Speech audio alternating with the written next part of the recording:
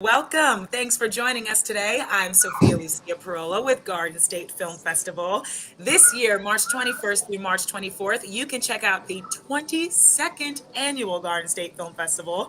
There are 200 films this year from 14 countries, all different types of films. We got features, animations, shorts, music videos, pilots, amazing stuff. And you can check out a homegrown feature called Stargazer. Here to talk to me about this beautiful film are these wonderful artists that I have the pleasure of interviewing today. Hello, everyone. Congratulations. Hello, Hi, thank you. Sophia. Thank you.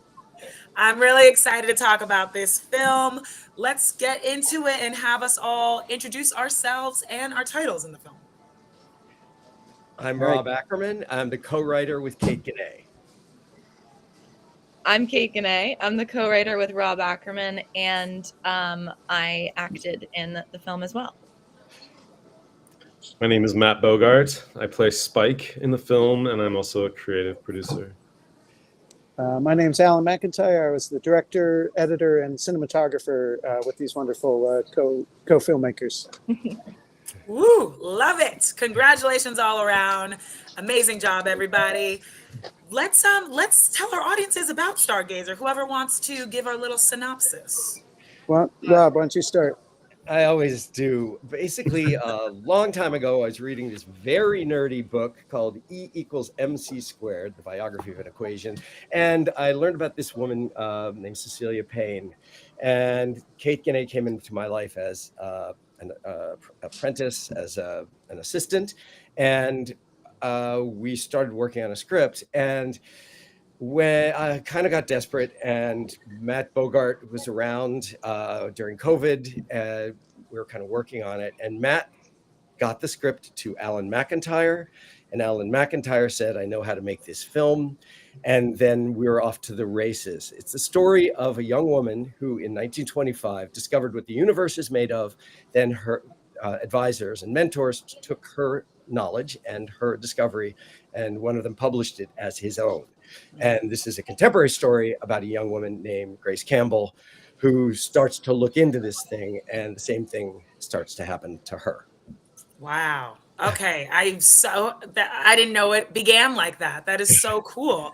So tell me what it was like. Rob and Kate, you both co-wrote this. What was it like collaborating, writing the script? How long did that take? I guess I'm trying to remember how long it took. I think we started working on it in maybe late 2018, Rob. Does that sound right? Mm-hmm. And it originated as a play, which is sort of once people hear that, sometimes they like think about the movie and go, oh, that makes sense.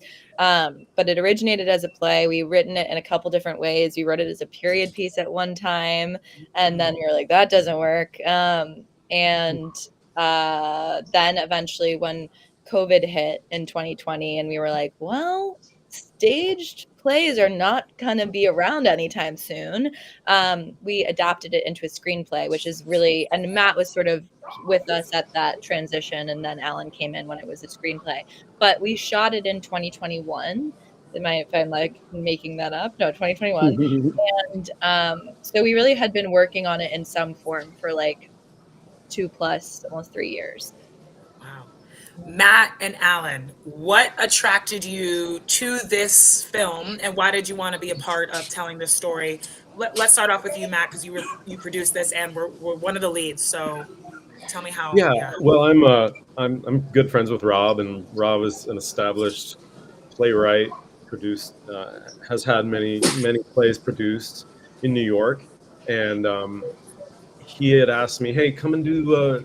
Can you and your wife come and do a reading of this play in my backyard?" And we happen to be neighbors at the time, and we've been collaborating on a few things anyway. But I was like, wow, this is really interesting. And then COVID, and I was like, we got to keep developing this in some way or another. So we did talk about it for a long time, and then I think it was he and Kate that came up with a lot of the adaptation ideas to take it out of the library, which was the only location that the play took place, and then when I was searching for someone to help us um, be a DP or a director, I talked to a friend of mine that I was working with at the time, and he directed me to Alan. Alan and I met, and Alan seemed like very excited about the piece, and so I brought him to Rob, and we just started working to find the money, and we did a kind of a kind of a sh- kind of a short, like, hey, this is the kind of film we want it to kind of look like, and then we started rehearsing in Rob's backyard with the cast after we had done a few readings over Zoom, everything that happened during the pandemic. So of course that was very difficult, but the pandemic also offered a kind of freedom in that I would say to Rob, hey, let's do at least one little thing every day regarding the film. And there were many times where we said, should we do the film? Should we wait until COVID's over? But we actually never stopped working, and things just fell into place, whether it be the locations, Alan coming on, other actors.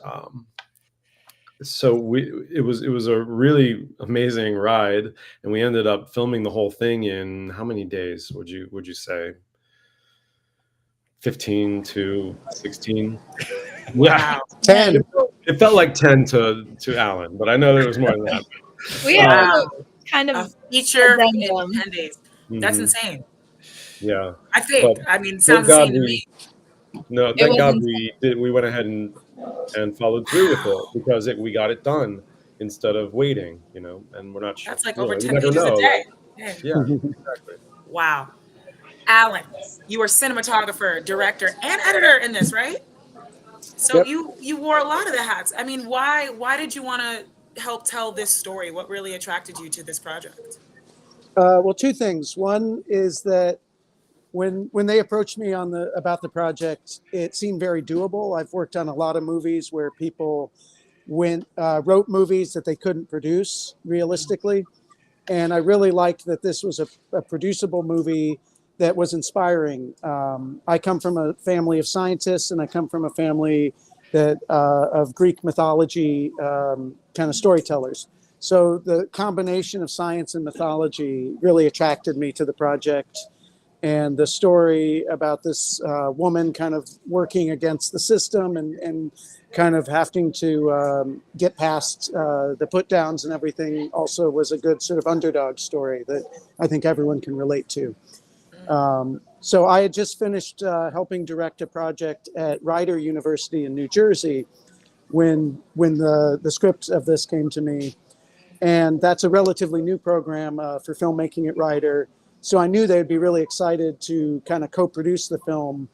So the fact that it took place on a campus was a huge asset. We had a great campus there near Princeton, and they in fact had a campus that was called the Westminster Choir College that looked just like the Harvard campus with the red brick and the towers and everything. So, it was almost like our own little backlot we got to use in the years during COVID. There weren't a lot of students there, so everyone that was there was working on the project. We got to hire all of our students I'd just been training at Rider, and they kind of worked on their first production with us on the campus. We hired some of the student actors as well to play the other roles other than the lead three. And, it was a really great co-production where it was both a professional set, but we had a lot of students there learning. So we were able to stretch our production budget quite a bit with the support we got from the school. That's amazing. And I love that you guys give some other people opportunities because you know that they've learned so much and added that to their resume. So I love to hear that. Kate and Matt, you both lead this film. You are fantastic actors, really ground yourselves in these roles. Tell me about, these characters. Were they familiar to you? What was it like playing them? That Kate, is, yeah. Grace is like deeply familiar to me in many ways. I think when you've written a character, you write yourself into any character. But just by virtue of having written her, I was a part of her already. And I am a huge nerd like Grace is, but I think I'm less sort of timid than Grace is in real life. I think Rob and Matt and Alan could agree with that. But I adored her, and I felt so kind of connected to her from the beginning. And I think Rob felt equally connected to her, though. I think just because she was like the female character and I had sort of was going to play her, I think of her as Rob's baby as much as she's mine. But also it was just a very easy role to play opposite Matt, because he's like totally amazing, and he was a veteran actor, and so I was very, very, very lucky to have my first like lead feature role be opposite someone as generous and talented as Matt. And Matt, what do you have to say to that? Give That is a compliments kind back. No, I'm just kidding. compliment. What was it like playing Spike? Thank you, Kate. And I feel the same way. I think that, Kate and Rob put so much heart into it, and she's right. Like, she just brought a lot of herself to the piece, and a lot of vulnerability and hope. And that's the key. And Kate is brilliant in this, all the way to the final moment.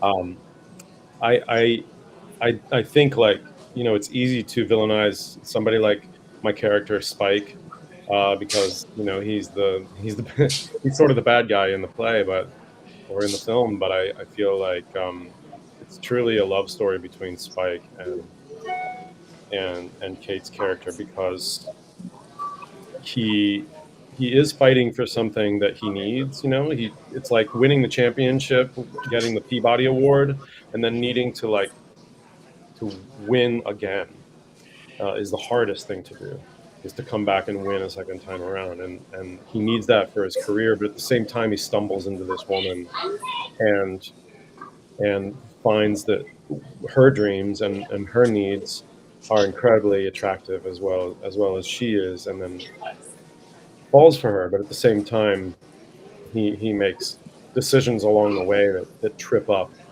the possibility of this thing working out. Have you both acted together before this film? We have not, no. Wow. No. Yeah. Amazing chemistry. Did we have a lot of rehearsals? I mean, how and Alan, if you want to step in, how was it directing these two? It was, amazing to work with such great actors. And we started the rehearsal process at Rob's house in Armonk, New York. And so we had outside, we didn't have to all be in a small room or anything. And my process when I came in, I felt like I had to find my place, because they had all been working for quite a while. So I didn't want to just come in and start barking orders. I just sort of kind of held back a little bit and kind of got the lay of the land, saw where they were going, and then started adding in the camera to the mix and started adding in, so like Rob would be rewriting the script as we were rehearsing. So Rob was like kind of finding the, even better ways to express what the characters were expressing through each individual actor's, performance style and, just each little nuances that worked better. So the rehearsing was integral, because we had about a month or so of intense rehearsals. And for example, day one, we ended up having to completely switch out what we were going to do. So we basically rehearsed this movie like a play, knowing that we only had just a short time to shoot it. And we ended up having to shoot the end of the movie at the beginning, which was not planned. So a couple days before production started, a big disaster happened. The library we were shooting had to install a bunch of noisy shelves that were going to involve drilling. And these actors, we pulled off 20 pages of the final act of the film in day one, and just threw them into the mix. But they were so talented, so ready to go with all this rehearsing, that we were actually able to pull it off. And it's really such a successful part of the movie, where all the plots kind of come to a head, and everybody has to have their final, showdown. And it really added a great amount of stress to everybody. And pulling off 20 pages of dialogue is never easy, let alone day one. Right. Everybody's getting their sea legs. So, that's a huge testament to them, though. Everybody pulled through, and you watch the movie and you wouldn't even know that. You'd think that, they've been up all night, and it feels real. Yeah. Couldn't agree more. Rob, I mean, this was kind of, I feel like it's a little your baby, right? Like you kind of born through you, and then Kate joined, but How do you feel about Stargazer, and what are you hoping audiences get from watching this film? I'm in love with this movie, and I've watched it a lot of times. This is, I think, our 10th or 12th festival. Uh, I love the story. I love Cecilia. I love the way Kate plays both Cecilia and Grace, and also there's so much of all of us in the film. In that rehearsal stuff, it came out of the fact that Zoom was such a terrible medium to be acting in, and I had sort of a meltdown. I said, "You guys are awful. You have to come be. We have to fight. If it's outdoors or whatever. We have to be together." Kate found Leigh Nico to play the role of Diana. She's amazing. She found Robert Yes. Vale, the choreographer who does those dances. That was also her find. I brought Justice McClarty, who is the producer at the SNL Film Unit, the single most resourceful and uh, brilliant producer I've ever met, and I've been around a little minute. So Justice lives in New Jersey. Justice said he would work for free for a long time, and then when we scouted the location at Rider University, he said, "Okay, I'll do the movie because it's doable." So a lot of us had to bring people in. Matt Bogart brought Katie Faffel, the composer, who he knows from musical theater from Cincinnati Conservatory. Whenever we got stuck, and I also brought a collaborator from musical theater, Phoebe Kreutz, who does those beautiful songs. Aren't those songs amazing? Oh my God, that was one of my questions. We're running out of time, but I'm happy you talked about her because Yes. I Phoebe loved it. So yeah, so many people I love do the music, the performances. Even the woman in charge of security, Paulette, who we've just found in the cafeteria. I mean, I'm in love with this film because I'm in love with the people who made it. I really Yeah. am. No, I agree. And there's just so many wonderful elements of the film. Like you mentioned, the music, obviously the beautiful camera movement, the movements we see in the film, the sounds you have. There's so much we could talk about. We could talk all day, but we're running out of time. But I want to hear from you, Kate, Alan, and Matt. Obviously, you pulled off a feature film, which is not easy to do at all. You did it in this 10-day period, which is insane to me. And it just has so many beautiful elements. So what made this a success? What's one thing that other filmmakers can hear that really helped bring this home? I think a lot of planning and a lot of we rehearsed, which I think a lot of films don't do. So we rehearsed a lot. We rehearsed with Alan there, our filmmaker. I also believe that Alan is just so great at what he does, and what other filmmaker can pull off an entire feature that it has a very verbose script in 10 days. I mean, he knows what he wants, and he got down to business, and it was kind of a miracle how he pulled that off. So yeah. Yeah. Kate, Alan. Kate, you go ahead. Okay, go ahead. Go ahead, Please. Kate.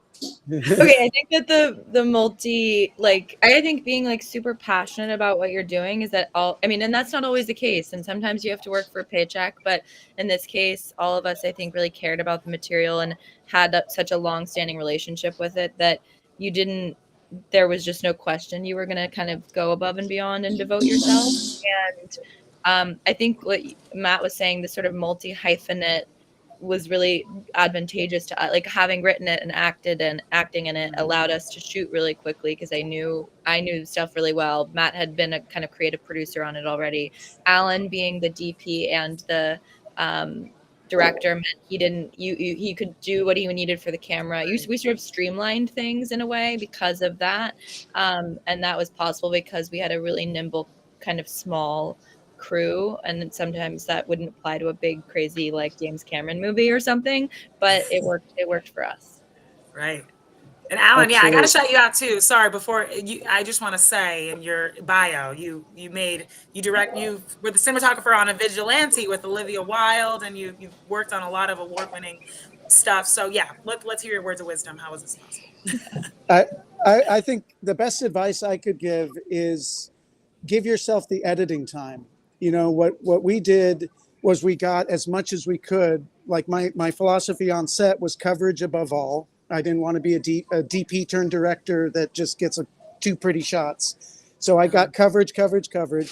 And then we spent a good year editing. And this whole group here, I would share the edit, and then I would go off and do teaching, or I would go off and shoot a different gig or something. And so by taking the year to edit it, I've done a lot of films where I DP'd where they had maybe a 5 or 6 week or 8 week edit. And the movie evolved so much over that year. It got so much better. I basically edited the movie twice. I did one edit. We sent it off to Sundance for our rejection. And then I said, wait a minute, I messed this up. I didn't start the movie right.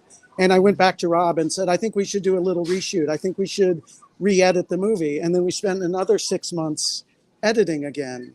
And I think for a film like this, where we just have to make use of everything we have to make it successful, taking the time, like editing, where I could just do it when, between my other gigs, really just was so great. Kate came back, Matt came back with, I would have them do little recordings on their phones or on microphone.